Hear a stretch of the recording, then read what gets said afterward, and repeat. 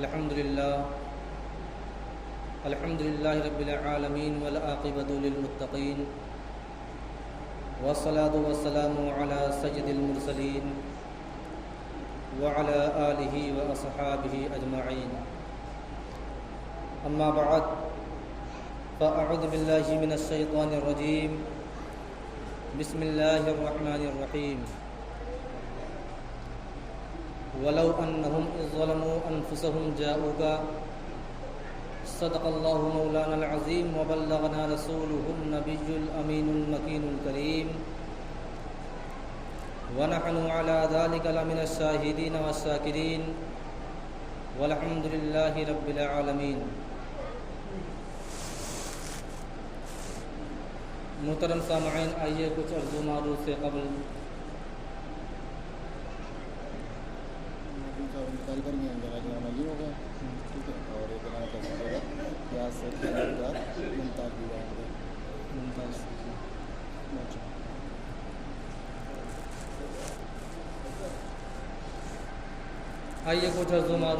اپنے آقا نامدار مدینے کے تاجدار جناب روح فدا محمد عربی صلی اللہ تعالی وسلم کی بارگاہ میں درود و سلام کی ڈالیں نچھاور کریں اور پڑھیں بآواز بلند اللہم صلی علی سیدنا شفیعنا حبیبنا کریمنا مولانا محمد وبارک وسلم صلاۃ و سلام علیک یا رسول اللہ صلی اللہ تعالی وسلم۔ محترم سامعین، سب سے پہلے افسوسناک خبر یہ ہے کہ میں صبح تلاوت کلام اللہ میں مشغول تھا، اتنے میں امام صاحب کا فون آیا۔ موجودہ مؤذن صاحب، جن کی طبیعت بہت تو زیادہ نہیں علیل تھی، انہوں نے بتایا کہ ان کا انتقال ہو گیا ہے، دنیا سے کوچ کر گئے۔ انا للہ و انا الیہ راجعون۔ اللہ تبارک و تعالیٰ ان کے گھر والوں کو صبر جمیل، اجر جزیل عطا فرمائے، اور مرحوم کو اپنی غریب رحمت میں، اپنی غریق رحمت میں جگہ عطا فرمائے، اور ان کی مغفرت اور بخشش عطا فرمائے، کیونکہ انہوں نے کئی سال اس مسجد میں رہے، یہاں کی خدمت انجام دیے، اور مؤذن بھی رہے، اذان بھی دیتے رہے۔ اللہ تبارک و تعالیٰ ان کی بال بال مغفرت عطا فرمائے۔ محترم سامعین،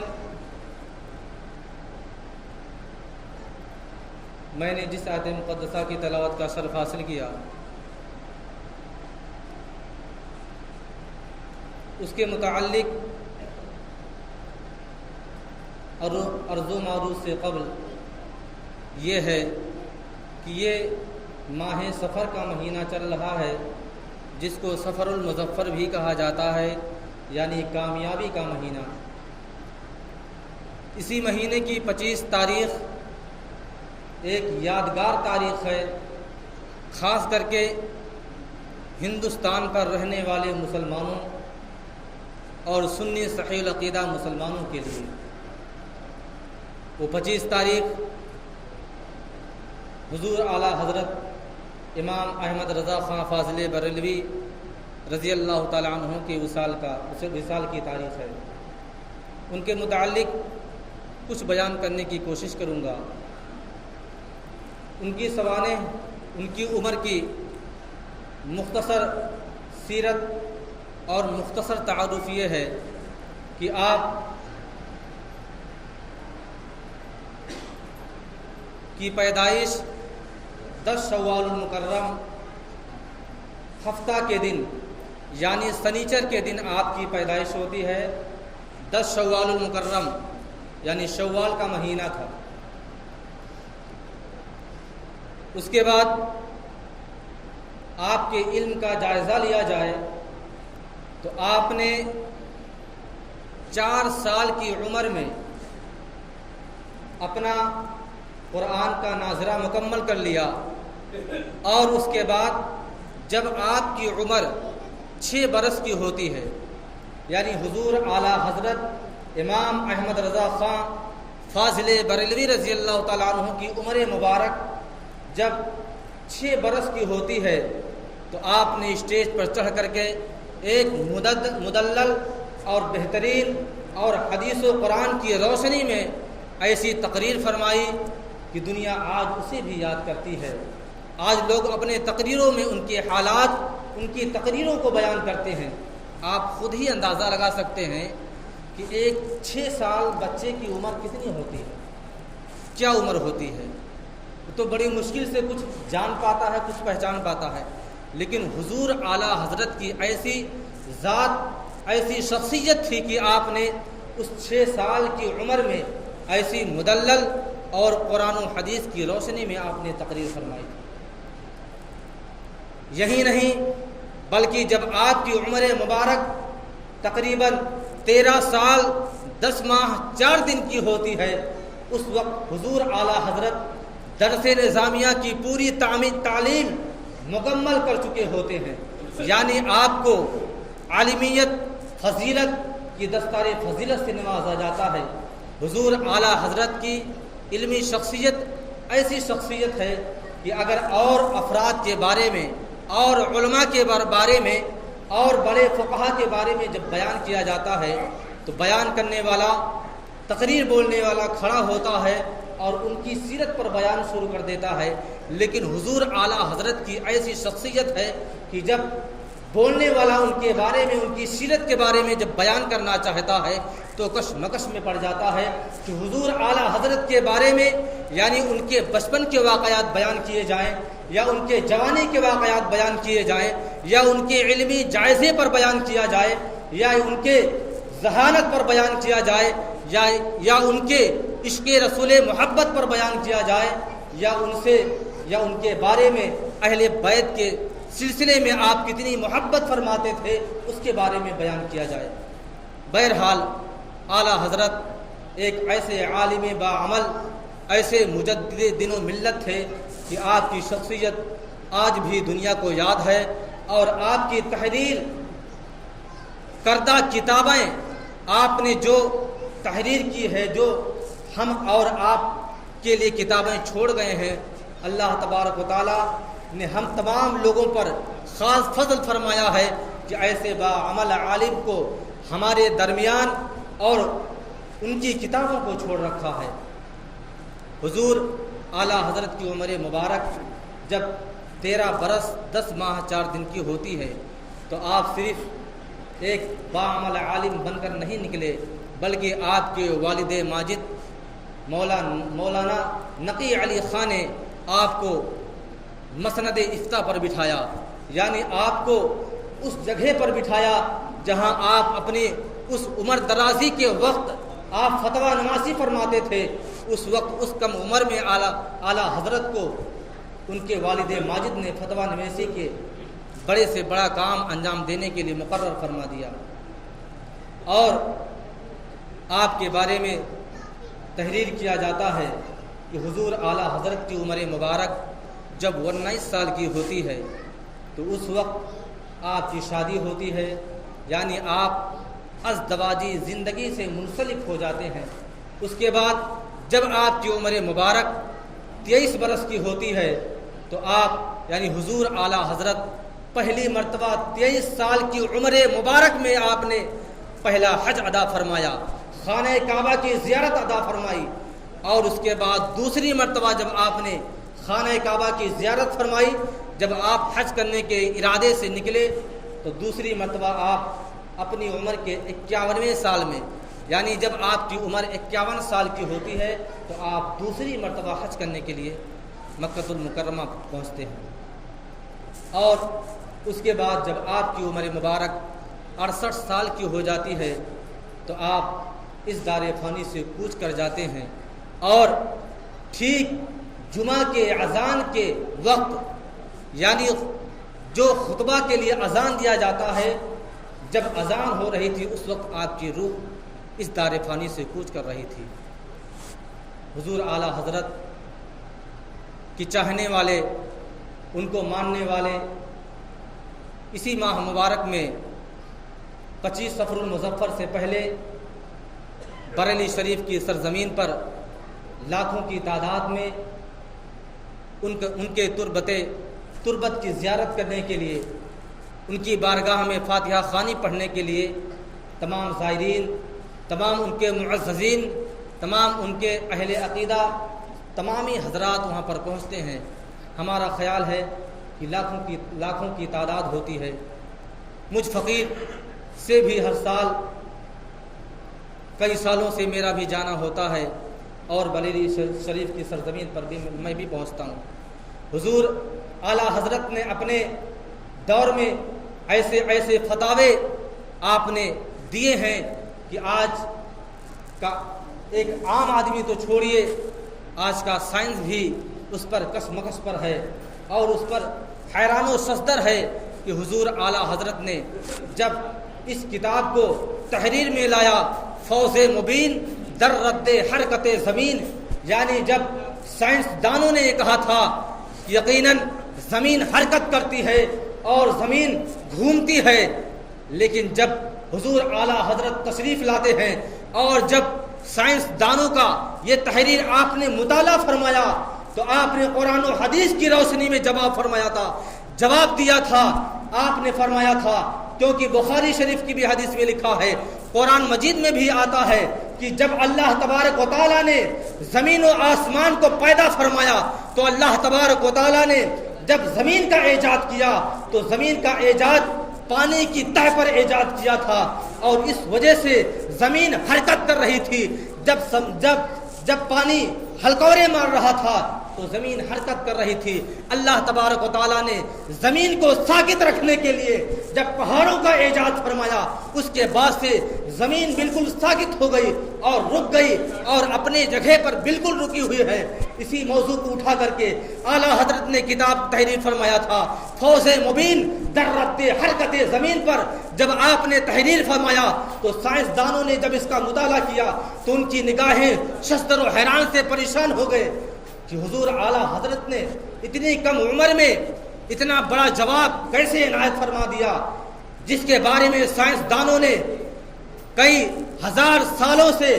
اس کے بارے میں کہتے ہوئے چلے آ رہے تھے کہ زمین حرکت کرتی ہے، زمین حرکت کرتی ہے، لیکن حضور اعلیٰ حضرت نے قرآن کا بھی حوالہ دیا، حدیث کا بھی حوالہ دیا کہ زمین اب ہل نہیں رہی بلکہ ساکت ہے، رکی ہوئی ہے۔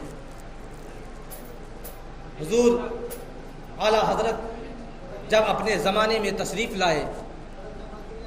تو اس وقت بڑے بڑے علماء کرام بھی موجود تھے، اچھے پڑھے لکھے عالم بھی موجود تھے، لیکن خطبے کی جو اذان دی جاتی ہے ہمارے ہاں تو خیر مسجد کے باہر دیا جا رہا ہے، لیکن خطبے کی اذان اس دور میں حضور اعلیٰ حضرت کے دور میں جب مسجدوں میں سینکڑوں مسجدوں میں ہر طرف ہر جگہ تقریباً ہندوستان کے اکثر گوشے میں یہی حالات تھے، اسی مسئلے پر عمل کیا جاتا تھا کہ بڑے بڑے عالم یہ کہتے تھے کہ مؤذن خطبے کی جو اذان دیتا ہے وہ خطیب کے سامنے کھڑا ہو کر کے دے۔ بڑے بڑے اس وقت کے علماء کرام نے، فقہائے کرام نے اپنے فتاوے دے رکھے تھے کہ خطبے کی جو اذان دی جاتی ہے وہ باہر سے نہیں بلکہ خطیب کے سامنے، خطبہ پڑھنے والے کے سامنے کھڑے ہو کر کے اذان دی جاتی ہے۔ جب حضور اعلیٰ حضرت نے اس کے بارے میں فتویٰ دیا کہ خطیب کے سامنے اذان نہیں دی جاتی بلکہ مسجد سے باہر اونچی جگہ پر کھڑے ہو کر کے اذان دی جاتی ہے خطبے کی، اس وقت تمام علماء کرام، تقریباً سینکڑوں علماء کرام آپ کے دشمن ہو گئے اور آپ کے فتاوے پر انحراف کرنے لگے، منحصر ہو گئے، فتوے کو ماننے سے انکار کر دیا اور یہ کہنے لگے کہ آج زمانے سے یہی ہوتا چلا آیا ہے اور آج کے 4 دن کے مولوی ہو گئے ہیں اعلیٰ حضرت، تو فتویٰ دے رہے ہیں کہ خطیب کے سامنے اذان نہیں دی جا سکتی خطبے کی بلکہ باہر سے دیا جائے گا۔ آپ کے اتنے دشمن ہو گئے کہ وہاں کی عدالت میں آپ کے نام سے مقدمہ پیش ہو گیا، حضور اعلیٰ حضرت کے نام سے کچہری میں مقدمہ کر دیا گیا सैकड़ों उलमाए किराम ने मुत्तफिक हो करके एक कचहरी में जाके जज के सामने मुकदमा कर दिया। अब चूंकि आला हजरत अपनी ज़िंदगी में कभी भी कचहरी नहीं गए थे, बता दें क्यों नहीं गए थे। आपका कहना था कि मैं उस कचहरी में नहीं जाऊंगा जहां पर अदल नहीं होता। पहले की कचहरियां थी, हजरत उमर फारूक रज़ी अल्लाह ताला अन्हु के ज़माने की कचहरियां थी कि वहाँ पर सिर्फ अदल होता था, खाना पूरी नहीं। आज तो डाकू बसे हुए हैं, लुटेरे बसे हुए हैं। कचहरी में चले जाइए, पूरी ज़िंदगी आप लड़ते रहें, उसके बाद जो नस्ल आएगी लड़ती रहेगी, मुकदमा नहीं ख़त्म होगा, चलता ही रहेगा, लुटेरे आपको लूटते रहेंगे। बहरहाल हुजूर आला हजरत के नाम से मुकदमा कायम हो गया, कर दिया गया। तमाम उलमाए किराम ने मुत्तफिक होकर के कर दिया और जज भी इत्तेफाक से मुसलमान ही था उस वक्त का। अंग्रेज़ों का जज था, अंग्रेज़ों का दौर था, वो अंग्रेज़ों की हुकूमत चल रही थी हिंदुस्तान की सल्तनत में, लेकिन अंग्रेज़ों का बनाया हुआ वो जज था, लेकिन मुसलमान और पाबंद शरा था। और बहरहाल हुजूर आला हजरत को किसी तरह पेश होने के लिए कचहरी में पेशी गई, उनके पास खत और किताबत में तहरीर गई। जज का फैसला आया कि हुजूर आला हजरत को कचहरी में पेश किया जाए।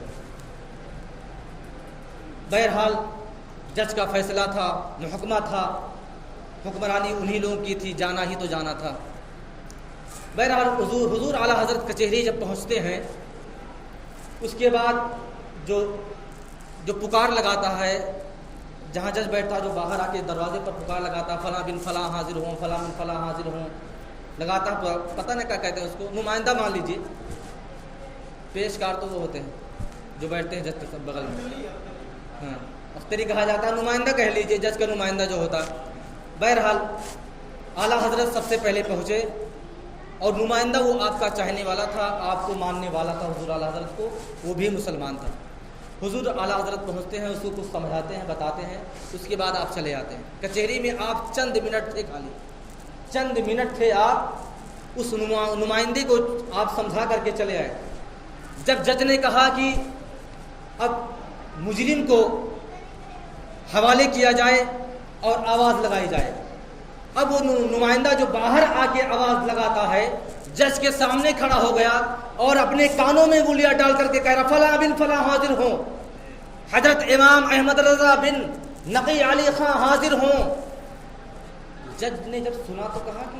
पागल हो गया क्या। फिर उसने आवाज लगाना शुरू किया जज ही के सामने, इमाम अहमद रजा खां इब्ने नकी अली खां हाजिर हों।